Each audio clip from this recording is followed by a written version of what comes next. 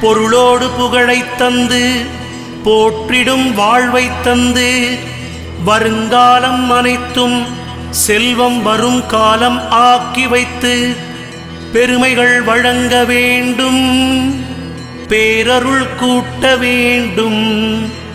அருள்மிகு குருவே, உன்னை அடிபணிந்து வணங்குகின்றேன்.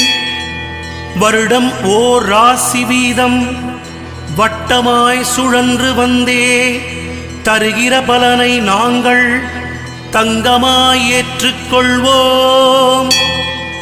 வருகிற நாட்களெல்லாம் வசந்தமாய் மாறுதற்கே அருள் தரும் உனது பார்வை அனுதினம் எமக்கு வேண்டும்.